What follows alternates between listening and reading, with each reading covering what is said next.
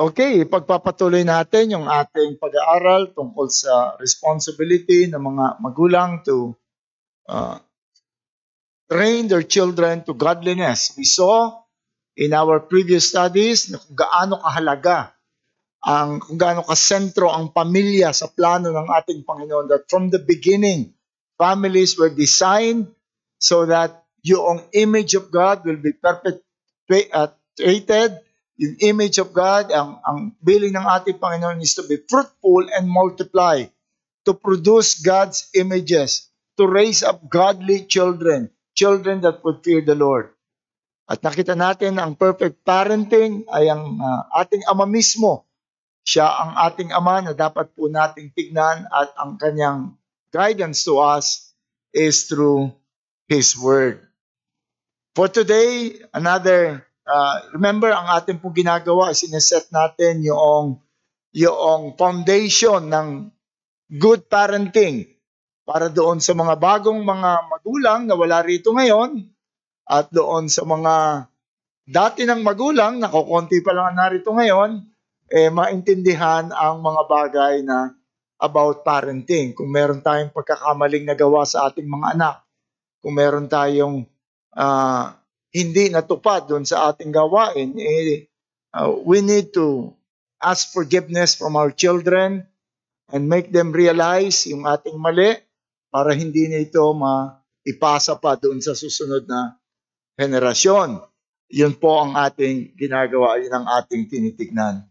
At para naman doon sa mga bago, mas magandang makapagsimula ng sa ating mga anak sa tamang paraan ng pagtitrain at pagpapalaki. For today, ay tignan natin unang-una the nature and character of the children that are entrusted to us. Yun po ang ating titignan. Every training program and every training method must begin with the consideration of the nature and character of the one to be trained. Yun pong basic. Pag magte-train ka, dapat alam mo kung sino yung tinitrain mo. Kapag nag-enroll ka sa isang fitness center, ang first thing that they will do is to examine you.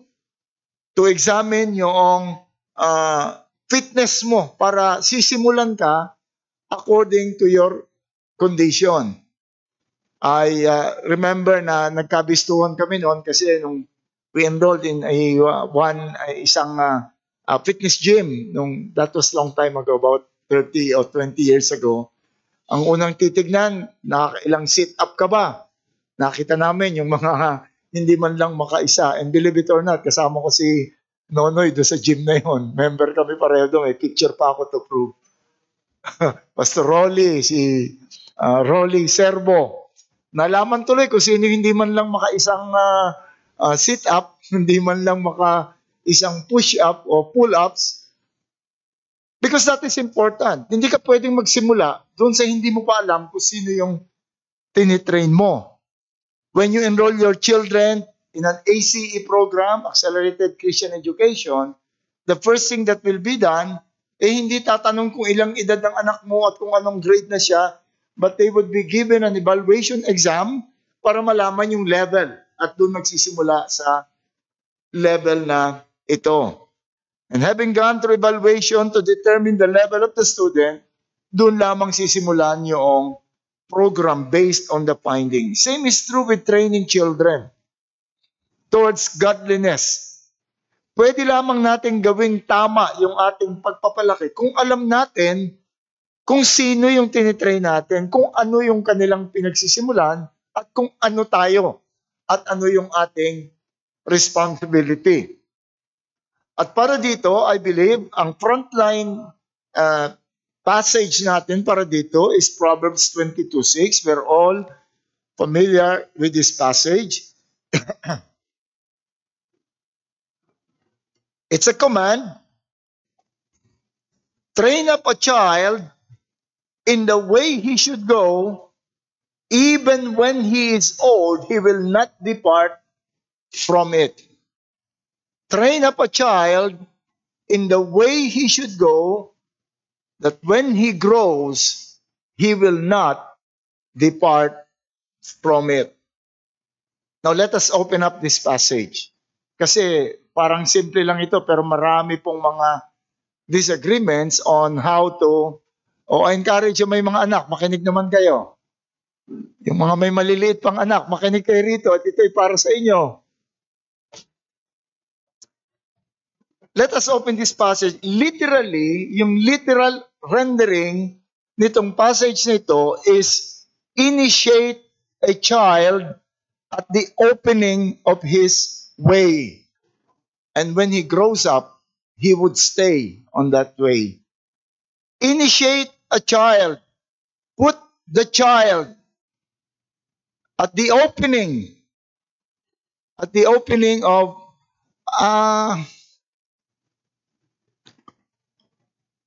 let me just remind you mga magulang that this is designed for those with small children. Yung mga may maliliit na bata. Kaya I encourage you, please give importance dito sa ating pinag-aaralan. This is about never dying souls entrusted to you by the Lord. Huwag nating sabihin na alam na natin. Pakinggan natin ang itong mga pinag-aaralan natin dito sa Sunday School. Yung mga magulang, gusto ko sana makita yung mga magulang na may maliliit na bata, silang narito. But I understand yung may mga kargang bata. This is for you. Ano man yung nasa isip natin, man ginagawa natin, iwanan natin lahat. At let us take this very, very seriously. So, literal rendering is initiate a child in the opening of his way, and when he grows up, he would remain in that way. Parents are pictured as carrying their children, newborn children, dun sa opening ng isang path, ng isang way, na ilalagay ko yung anak ko rito sa way nito. Parents are pictured as placing the child at the opening of the path. Implication is that he will deal with the child along that way. Yun ang magiging landas ng kanyang pagtrato sa kanyang anak. And the promise is, he will not depart from the path where he was trained. He will not depart from that. The longer he stays, the farther away from that initiating place, the more firmed up the child will be, to the point that he will not depart from it. Yun po yung pangako. He will not depart from it. But the question is, what is that path? Ano yung path na yun? The most popular interpretation is that the right path. Yung path na gusto natin na tahakin ng ating mga anak. Yung path na gusto natin, yun ang manatili sila ron. That is the path of godliness, the path of holiness. In other words, create a path that would lead them to holiness and initiate a child on that path. Yun po yung most popular interpretation, that the nature and character that we want our children to have godly and biblical ways of life, and the promise is that he will be godly. He will be right. He will know how to live rightly kung initiate natin doon sa path na yon. But still, others say that the path is a specific way of training. Ibig sabihin daw, iba't ibang bata, iba't ibang nature, iba't ibang weakness, meron ka rin daw dapat tailor-made path for them. Meaning, training will not be one program fits all. But it must suit the character and yung mga uniqueness noong bata. And that is also the general teaching of the scripture. That there should not be a single way of training that will fit everyone. And to both are promised that the child will grow up to be what we want them to be. Godly children, if we will follow this. But then there is a third interpretation that is least popular. Check several commentaries, and I can say that this is the least popular, the most popular, yung number 1. And the least popular is that this is not an instruction on how to train, but a warning about the nature of the children. Initiate a child at the opening of his path, and he will not depart from it. The emphasis is on his. Initiate a child at the opening of his path. That is the path that is natural to the child. His path, yun yung kanya. Yun yung bagay siya ron. Yun yung comfortable siya ron sa path na yon. Yun siya, that's according to his nature.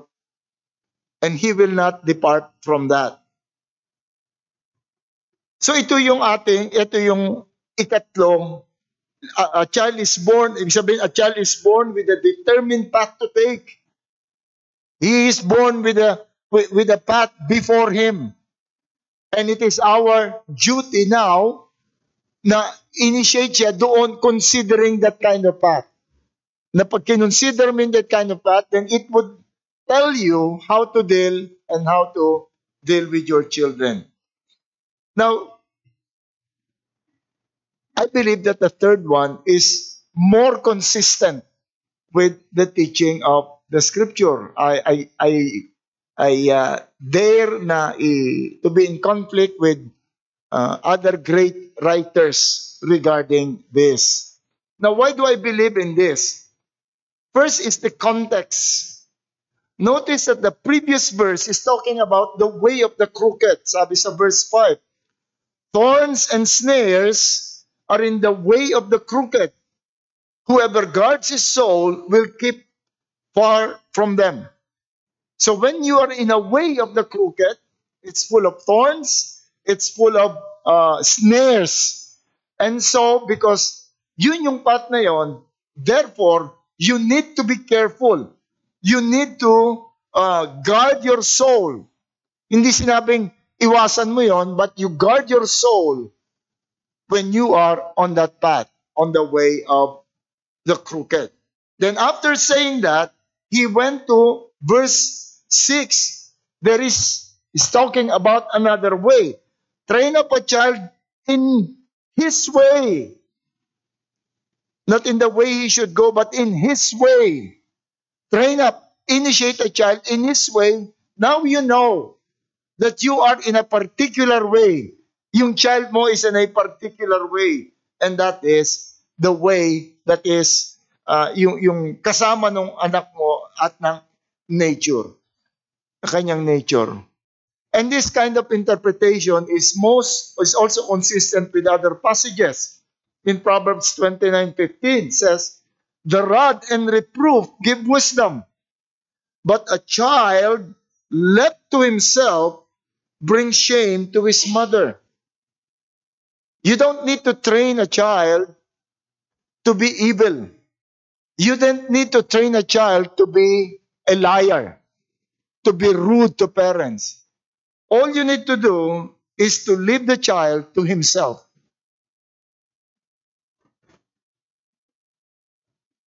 The child left to himself brings shame to the mother.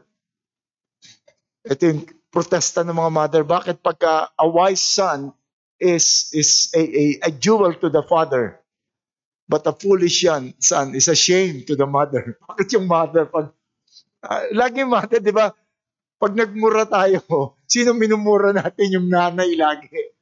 Well, I don't know, but probably because yung nanay ang implementor ng discipline. Yung tatay is, siya yung head, siya yung nag-earn ng living, but it's the mother who would implement yung discipline at yung headship. But anyway, the role in Proverbs 29:15, the role now is to use the rod so that the child will not be left to himself as he navigate that path. In Proverbs 22:15 also, we are told that folly is bound up in the heart of a child. It's bound up. Yung pinanganak na bata, gaano man yan ka-cute, balot na balot yan ng foolishness. And sometimes, yung mga bagay na kinatutuwaan natin, tinatawanan natin, sometimes it's actually an expression of our child's foolishness. Now, what is implied here? Implied here are the ones given to our care to be trained to godliness are born with a determined character. Wired to them. Determined character to take. Determined path to take. He has his own way to walk into. Meron siyang landas. Meron siyang ugali. Nasa puso niya yon. And what is this way? Ano itong way na to? David said, I was brought forth in iniquity, and in sin my mother conceived me. I was brought forth in iniquity, and in sin my mother conceived me. Psalms 58:3, the wicked are strange from the womb. They go astray from birth, speaking lies. Natutuwa ako sa mga magulang na alam nila yung pilit na iyak ng mga bata, trying to call. Yun ang weapon nila eh. Yung iiyak ng hindi naman. Tinatawanan nyo, may nakikita ko mga pinopost sa Facebook na yung bata na, yung isang bata, iiyak na talagang iyak pag pinakita yung dollar. Nakita nyo siguro yun. Pinakita yung dollar, biglang tigil yung bata. So it means na fake yung kanyang iyak. Meron siyang gustong makuha lamang. Sabi ni David, they go astray from birth, speaking lies. I remember a pastor, friend of mine, pagkuha niya pa lang sa bagong panganak na anak niya, sabi niya ganyan, oh, napaka-cute mo, pero you can't fool me. I know there's so much evil in your heart and in your mind that you want to express it. Gusto mo rin na kontrolin kami, but hindi mo magagawa yan. We are determined to lead you, to deal with you in the path that you are about to take. Romans 5:12, liwanag sa atin kung saan nanggaling itong ganitong evil sa puso ng tao. Just as sin came into the world through one man, and death through sin, and so death spread to all men because all sin. We all sin in Adam. We become slaves of sin, not because we sin. We become slaves of sin not because we sin, but rather we sin because we are slaves of sin. We were born sinners. We sin even before we were born. We sin in Adam. And so, Paul described man in Ephesians 2:3 that once lived in the passion of the flesh, carrying out the desires of the body and the mind, and were by nature children of wrath as the rest of mankind. Young or old, we are all children of wrath. Our role, yung ating tendency is to sin. Yung natural tendency to fulfill the desires of the flesh. Pansinin yung mga bata, pag ipinanganak siya, iisa lang ang concern niya. Ang concern niya is to satisfy his flesh. Pag hindi mo masatisfy, iiyak yan. Pag nagutom, iiyak yan. Pag uncomfortable, iiyak yan. Yun lang ang gusto niya. To satisfy the flesh. Sabi nila, natural. Bata yun eh. Bakit naging natural? Bakit hindi naging natural sa batang tumahimik? Tiisin ang sarili. Magbigay ng aliw. But what is natural to a child is selfishness.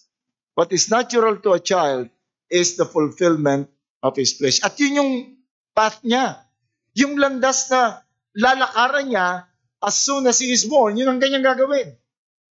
I want the fulfillment of what I want. I want the satisfaction of my flesh. I want to control everyone.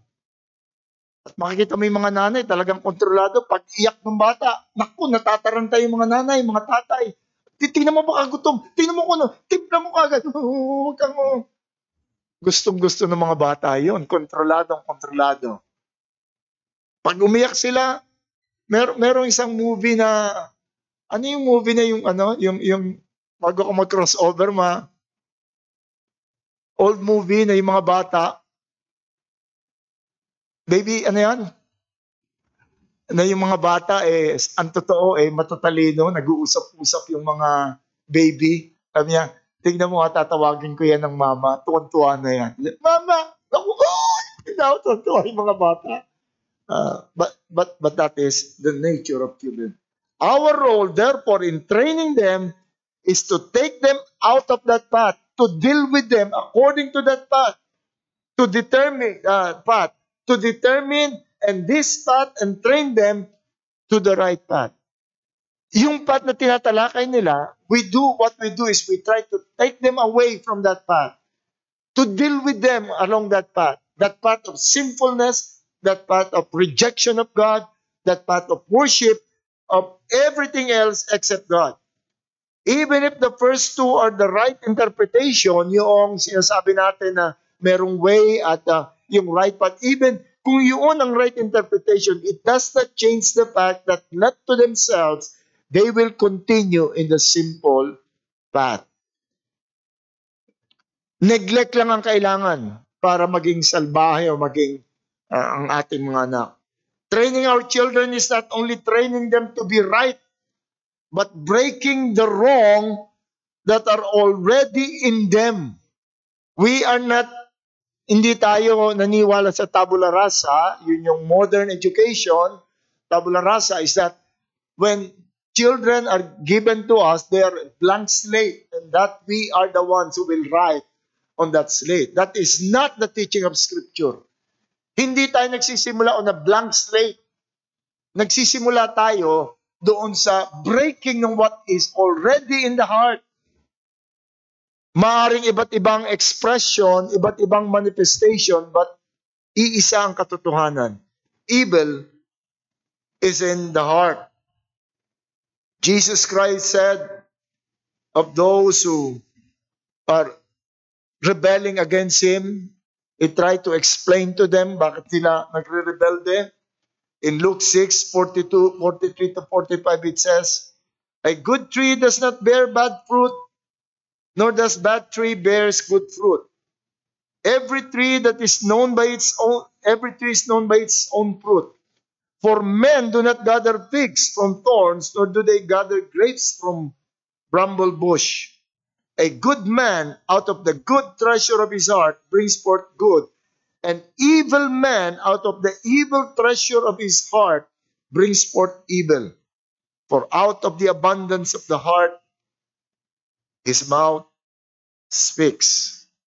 And when he confronted those who tried to keep the law and tradition to be right with God, he said, from within, out of the heart of man comes evil thoughts, sexual immorality, theft, murder, adultery, coveting, wickedness, deceit, sensuality, envy, slander, pride, and foolishness, as the book of Proverbs says, for as he thinks in his heart, so is he.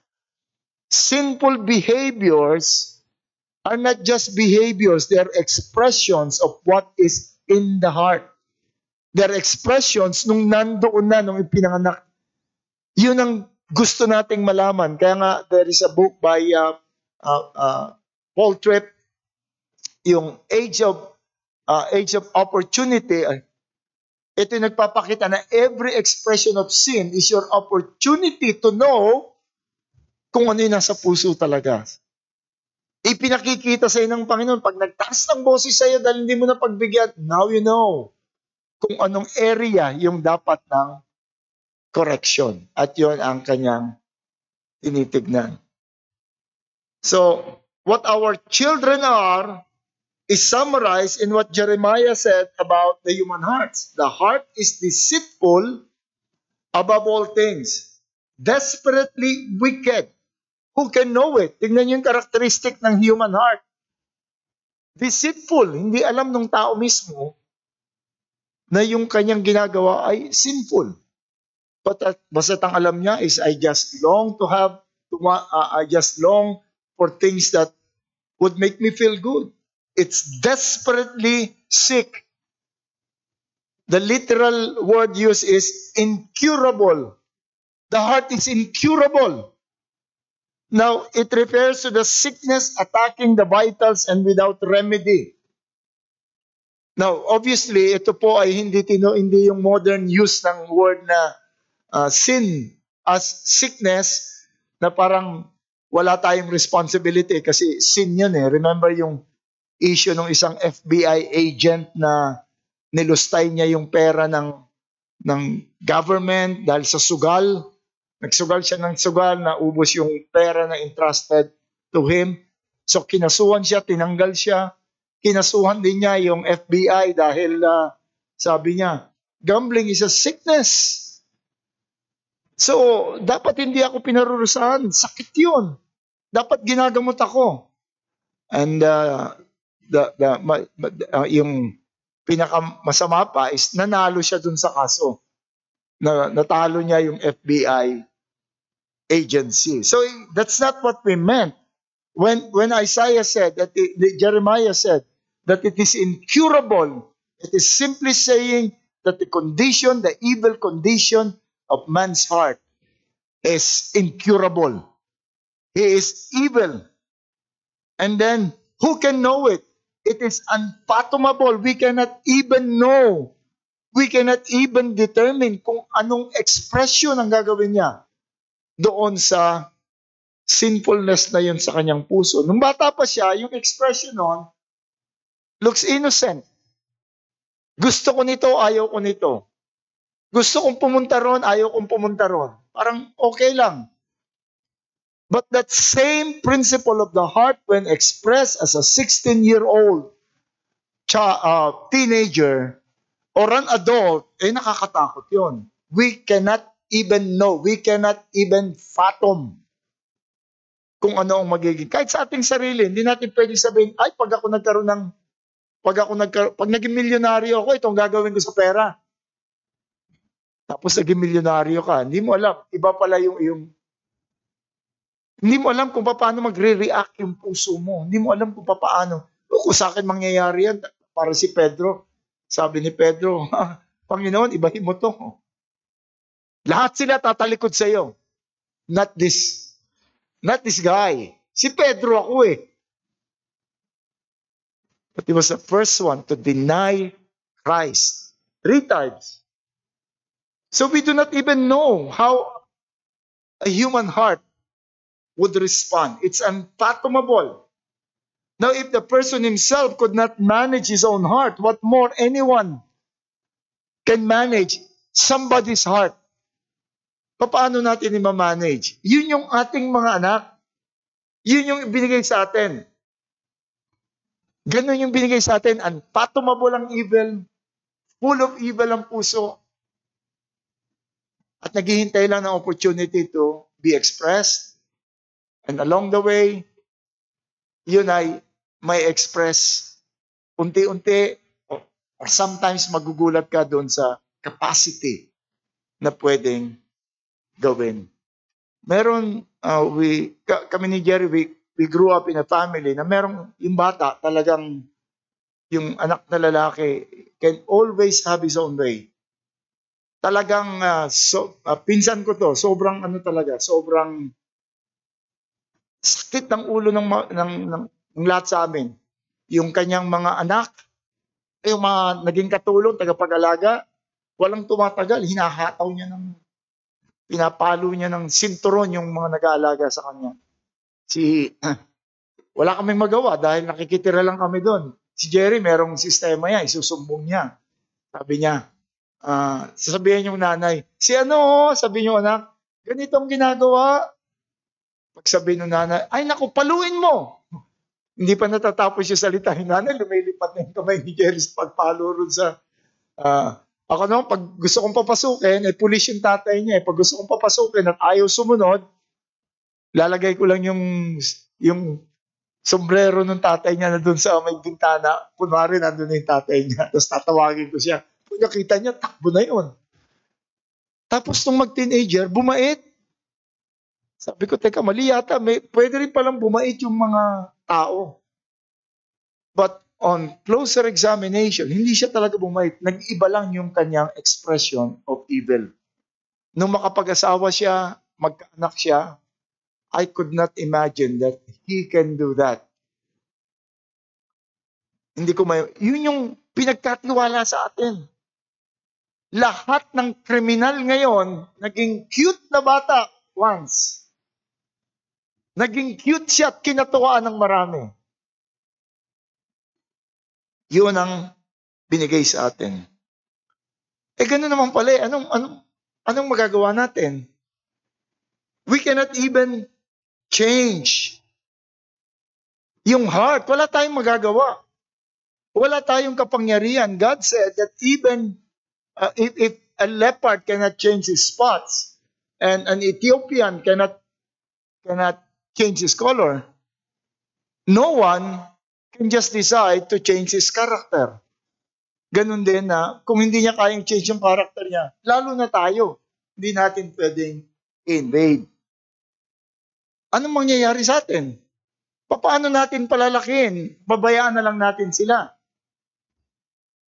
We as parents were given in their lives certain period when their character, certain period that they can be molded. Binigyan tayo ng window. Binigyan tayo ng panahon para sila ay baguhin. Para sila ay i-mold. Para sila ay dalhin dun sa paglakad natin, dun sa path na they themselves designed for themselves or the devil and the world designed for them. Kapag nakita natin sila as we travel with them along that path at makita natin yung mga expression, binigyan tayo ng kapangyarihan to mold them and shape them and even lead them to salvation. We were given that tremendous power. No human on earth is given that power. Not even pastors. Not even the apostles of the Lord. No one is given that power to change, to mold lives, except parents. Take note. Let us look at some passages that would indicate this. Proverbs 22:6. Train up a child in the way he should go. Yung ating binasa. When he is old, he will not depart from it. Train up a child. Initiate a child. Initiate a child in his own way. Although this is negative, ibig sabihin, this is a warning, na pag sinabi mo, kapag pinabayaan mo siya sa path niyang yon, he would be filmed up in that path. Hindi mo na siya pwedeng alisin doon. But still, we are given the power to train them up. Proverbs 19:18, chasten your son while there is hope, and do not set your heart on his destruction. So there is a period of hope where you can train, where you can chasten your son. Because if you would waste that period of hope, that period given to us, then you are bringing them to their destruction. Ephesians 6:4. Fathers, do not provoke your children to wrath, but bring them up in the training and admonition of the Lord. And we would see, as we study, marami tayong makikita pa na mga passages that magsasabi sa atin kung gaano ka-powerful yung binigay sa parents. Doon sa book of Proverbs, we would hear later on, Solomon always saying, obey my word, follow my rule, keep my commandments. He was not talking about the commandment of God. He was not talking about yung rule in the scripture, but his own rule. Binigyan tayo ng opportunity to rule, to make our own laws. Yung pastor, hindi ko pwedeng sabihin sa inyo na, I want all members of this church to be in bed by 8 o'clock. Pag sinabi ko yon, ano sasabihin mo? What passage? What book, chapter, and verse? Hindi ko pwedeng gawin yon. Hindi ko pwedeng sabihin, I want all women to wear long hair. Baka tawagin nyo na ako Senyor Agila niyan kapag binigay ako ng mga rule na ganun. Hindi ko pwedeng gawin yon. Kahit yung mga apostles, hindi nila pwedeng gawin. But parents can make rules. Pag sinabi ko sa anak ko, you have to be in bed by 8. Hindi nila pwedeng sabihin, oh, what book, chapter, and verse? Meron akong isang anak na, eto lagi ko ito sinasabi, kaya naintindihan niya, meron ako isang anak na nagdi-demand talaga ng exploit. Maliit pa yun ha, but why do I have to do this? Sometimes, nung umpisa, pinapaliwanag ko sa kanya bago siya ma-convince. But I reach the point and say na, hindi tama ito. Hindi na siya nakakilala ng authority. So I need to say to her, pag sinabi niya, but why? Because I'm your dad, and I want you to do it. You must obey. At pagkatapos nun, ipinapaliwanag ko rin naman. Ngayon yung mga bata ngayon yung word na wait lang, hindi pwede nung araw eh. Sa akin hindi pwede, wait lang. No, you have to do it right now. Pag sabi ko, come right now. And we will get into that in more detail. So binigyan tayo ng power. Binigyan tayo ng authority. At binigyan tayo ng promise that this is what will happen. Train up a child and when he grows up, and tapos use the rod and you would save his soul from Sheol and all this stuff. Binigyan tayo ng power. But notice this very carefully. That power, that opportunity, may expiration. May expiration yon. Kailan yung expiration? According to the passage. Train up a child. Chasten your son while there is hope, and do not set your son while there is hope. Merong period of hope. Merong period of hope. It's not forever. When you, sabi niya, when you discipline your son when he grows up. Nakita niyo kung yung limit? Kailan yung limit? When he grows up. Tapos na yung power mo. Hanggang doon ka lang. Yun lang binigay ng Panginoon. Yun lang yung period of hope. Kaya sabi ng Proverbs, chasten while there is hope. A discipline that is applied betimes or in their proper time, it will work. Merong limit. Kapag lumampas ka dun sa limit na yon, I'm always saying, what they are is what they are. Wala ka ng power. Wala ka ng authority. Ang mali ng mga magulang, habang maliit pa, na may power pa sila to train, meron pa silang authority na sabihin kung ano yung dapat, dahil cute pa yung bata, cute pa yung kanyang mga expression, hindi natin pinitrain. Nakakatawa, sinampal ako, galing mo kakatawa. Pinababayaan mo lang. Tapos, kapag ka nagtantrum, merong gusto, ibibigay. Ba't mo binigay yun? Kita mong pinipilit. Bayaan mo na, parang gulo para matahimik na. Di mo alam, you are training, you are letting him go through that path para sa kanya na walang pagpipigil.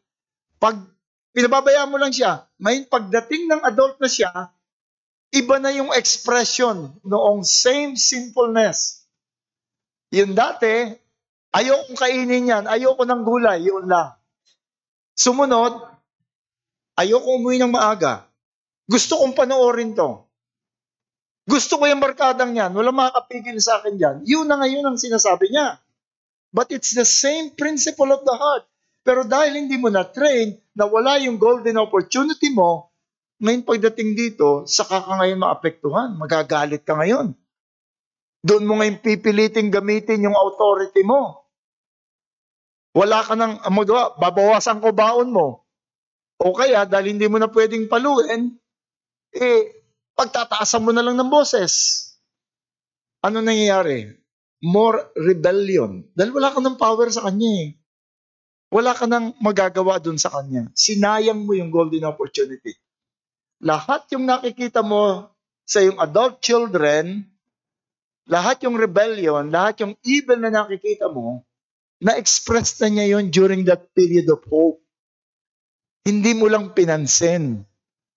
Hindi mo dinil. At nadala niya yon beyond that period of hope. Saka mo naman pipilitin na gawin yon. My policy with my children, kahit nagpapaalam sila ngayon, sabi ko sa kanila, kapag hindi kita pinayagan dyan, magagalit ka lang sa akin, pare kang magtampo. What I can do now is to convince you kung ano yung bagay na ginagawang niyan. But kapag na-establish niyo yung magandang relationship at yung inyong wisdom sa kanila, kahit na matanda na sila, they would still recognize your counsel and they would still gusto pa rin niya magpaalam. Sometimes nga, nasosobra na, you decide. Sabi niya, hindi, anong gagawin ko? No, you decide. You make your own decision. And I told them, tapos na ako dun sa panahon na I'm trying to correct you or I'm trying to train you and to mold you. Tapos na ako ron. What I can do now is to deal with you as a regular human being with weaknesses. At yung mga weaknesses na yon, mayroon akong kasalanan doon. Kaya lagi ko sinasabi, anumang mali sa ating mga anak na makita natin, past that period, anumang mali, accountable tayo doon. Kasalanan natin yon. Pero anumang tama, anumang maganda, it's the grace of God. It's a grace. Walang pwedeng magulang na magsabi na, ako, perfect parents ako, kaya lumaki ng ganyan yung mga anak ko. Kasi no one is. No one is perfect. The Lord just honored what we have done. Proverbs 22:6 implies that the training is only while still a child. Proverbs 19:18 insists that it is only during the period of hope. Ephesians 6:4 even indicated that even the tool given will lose its power at this juncture. Ang binigay na tool sa atin in Ephesians 6 is yung paideia, that is training of children, which includes yung admonition, the filling of the mind, and the use of the rod, punishment. At yun na hindi na natin maaring gamitin. Pero ang question, hanggang kailan yung period of hope? Hanggang kailan yon? Hanggang kailan yon? Anong age? Iba, may nabasa akong book, 13 years old. Kaya, pag malapit na mag-30 anak mo, paluin mo na ng paluin. At yung night before ng 13th birthday, sabihin mo na lahat ng puso sabihin dahil kinabukasan, wala ka ng power at authority sa kanya. Kailan yon? Hanggang kailan?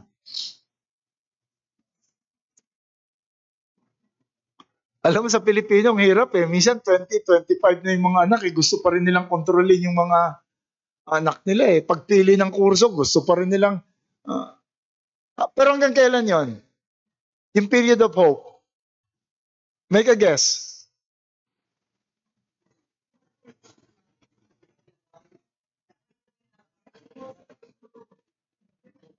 Make a guess. Habang pinapakain mo pa. Well, that would be force. Naalala niyo yung kwento ng isang bata na isang ah, teenager na sabi niya rin sa tatay niya, Christian sila eh. Sabi niya, Daddy, ayoko na nung pinapagawa mo sa amin na matutulog kami sa oras. Sabi ng daddy niya, well, thank you for your honesty na sinabi mo sa akin. Sige. Na-encourage yung bata. Sabi niya, saan nga pala? Ayoko na rin yata umattend ng church. Gusto kong to spend my time on my own. Well, again, thank you for your honesty. Sinabi mo yan, at marami pa siyang sinabi. Nagulat yung bata, sabi niya ganyan, pinapayagan mo ko lahat yun? Oh yes, nasa age ka na. Ang problema ko lang, isa lang tatanong sa iyo, saan ka titira? Saan ka titira kung hindi ka susunod sa akin? Kasi this is my house. I'm the head of this house. You're free. Kung ayaw mo sumunod, kinabukasan daw, nasa church ulit yung bata eh. Tulog ulit siya ng... well, but if we would convert that into training the heart, still that will not work. Meron akong kilala na anak ng pastor, talagang sobrang higpit ng pastor. Nung the moment na makaalis siya ron sa kanilang magulang, bumigay na kagad. Matanda na siya nung umalis sa magulang. Bumigay na kagad, binigay na niya lahat yung layaw niya. So, ibig sabihin, hindi na-train yung heart. So, hindi pa rin magiging effective. So, kailan? Anong age? Iba-iba yan eh. Kasi may mga anak ako na matanda na bago natigilan yung pagpalo, may anak ako na siguro mga 6 years old pa lang, hindi na pinapalo dahil nakukuha na sa pakiusap. Yun, si Ken.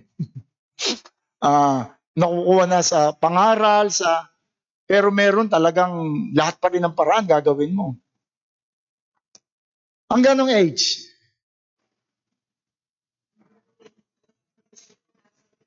Ha? Ano na? Hanggat ano? Paki-repeat nga yung sinabi niya. Alam, mahina na talaga pandinig ko eh.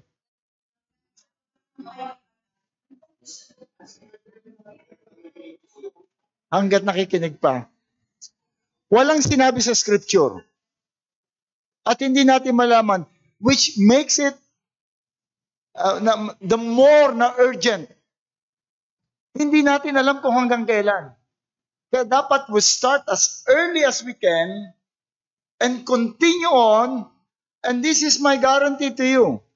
Kapag sinimulan nyo ng tama, sinimulan nyo ng mas maaga, hindi nyo na malalaman na natapos na pala yung molding period at nakikita mo na meron ka pa rin influence. Nakikinig pa rin sila sa'yo. Mahalaga pa rin yung sinasabi mo kapag nagawa mo ito ng maayos. Hindi mo alam, lampas na pala.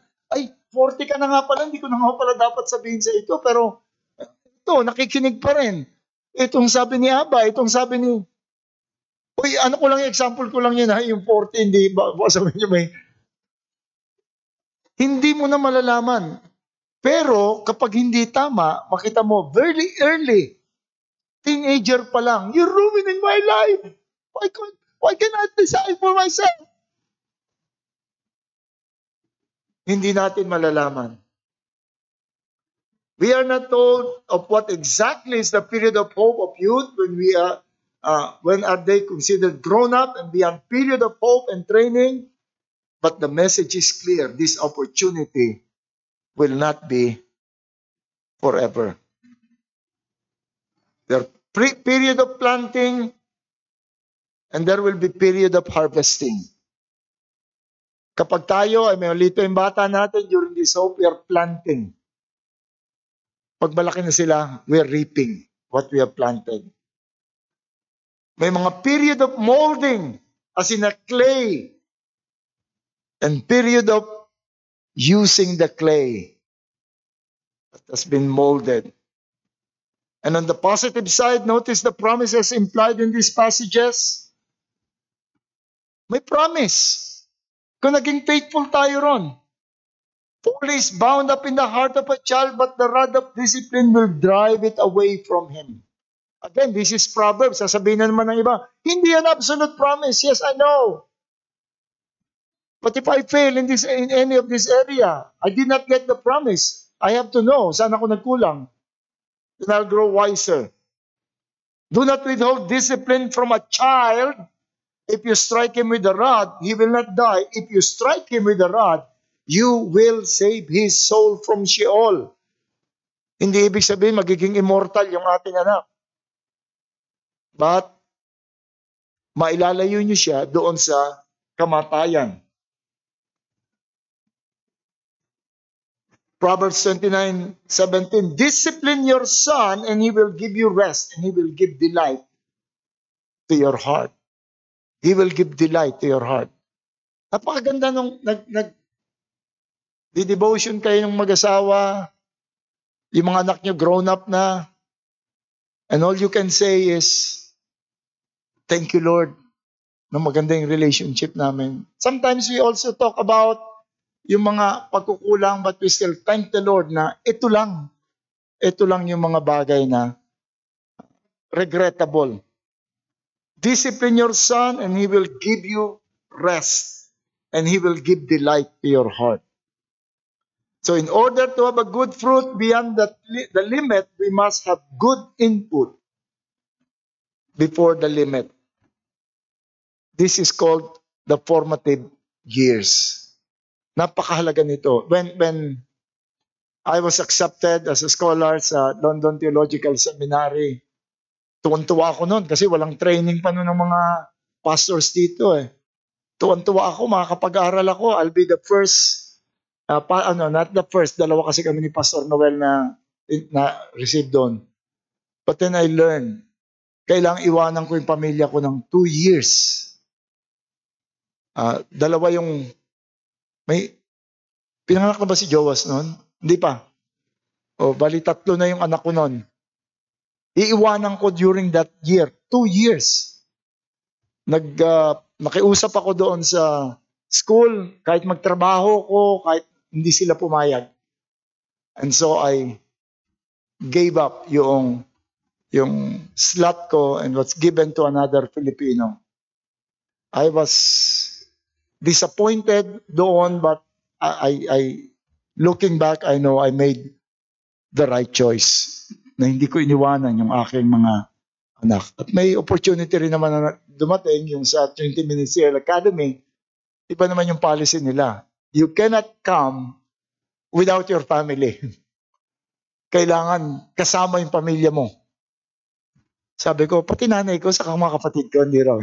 Pamilya ko lang. So, that's it.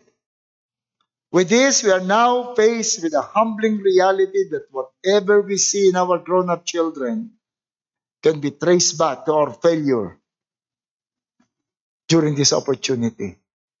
At yung mga nagsisimula pa lamang, ngayon tignan nyo na, marami na kayong makikitang expression ng depravity ng mga bata na sometimes akala natin cute, o ano lang yan, period lang yan, lilipas din yan. No, it will not. Alam nyo, lahat nung nakikita namin na tendency ng aming mga anak, nakita na namin nung maliit pa sila. Lagi namin pinag-uusapan ni Lanji yan. Nakita na namin nung maliit sila. Iba lang yung expression, pero yun pa rin yung kanilang mga tendencies. Some of them nag-remain, and we acknowledge that pagkukulang namin. Some of them nandun pa rin, but we can see how they are able to manage yung mga sinful tendencies na yun. Okay? So, we'll stop here. At next time, we would go directly dun sa, we'll be using Ephesians chapter 5 or 6. Magsisimula na tayo dun sa Ephesians, yung proper training of children. Okay, do you have any question? Yung,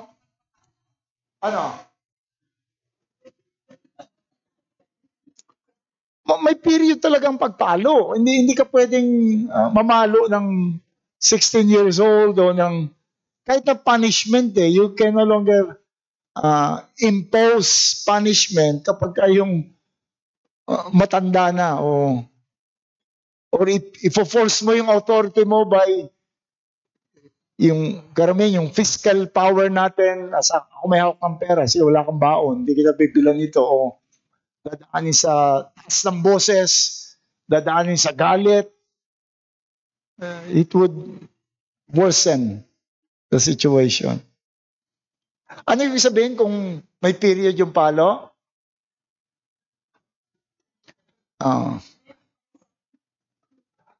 Ang guarantee is this, kapag ginamit mo yung palo early in life, makikita mo maaga mo rin tatanggalin.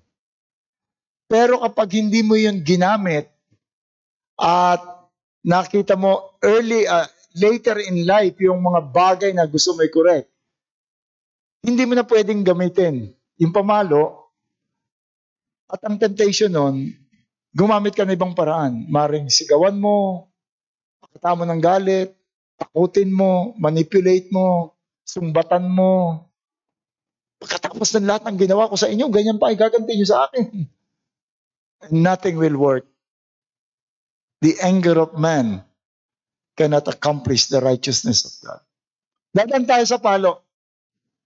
Naalala ko nung araw, namigay pa ako ng gumawa ako ng maraming pamalo, pinamigay ko ron sa mga parents. Hindi naman paddle. Maliit na korte siyang paddle, pinamigay ko kaya pare-pareho kami ng pamalo. Meron bang question? Or addition?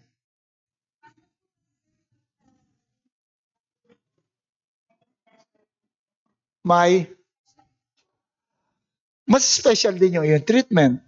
Alam niyo, nung sa US kami, meron kaming inalagaan na may hindi ko alam kung anong tawag doon, Down syndrome yata or whatever, na karamihan pag gano'n, pinababayaan lang nila. Pero yung bilin sa amin, hatid sundo ko sa parang extra income, hatid sundo ko sa school.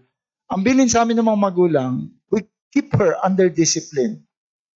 Kaya pag gusto niyang gawin, firmly nasasabi namin sa kanya, yung iba nakikita ko nagwawala Pero ito, may Down syndrome siya, pero magbubukas ng ref. You're not allowed to open that ref. Susunod naman siya. May special din, kaya nga, dadaanan natin lahat yan.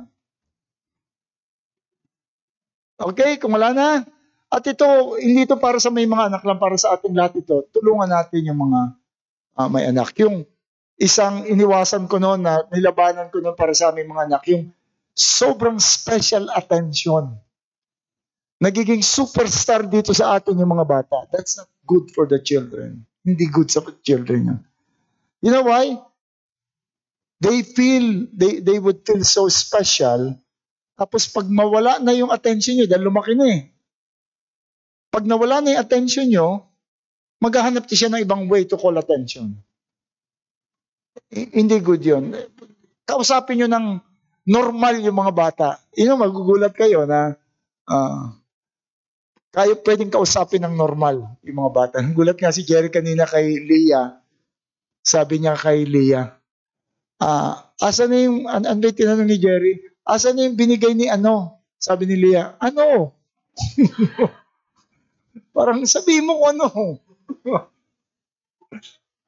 Okay, sige. Lumapit tayo sa Panginoon. Salamat po aming Panginoon sa iyo pong patuloy na pangungusap sa amin sa pamagitan ng iyong salita. Lord, we do acknowledge ang mga bagay nito ay napakahalaga para sa amin. Sa buhay ng iyong iglesia, sa buhay ng bawat pamilya. And so we do pray, Lord, that you would so bless all the truths that we have heard and we have discussed and implant them, Lord, in the heart and mind of your people. Salamat po, Panginoon, sa pangalan ni Jesus. Amen.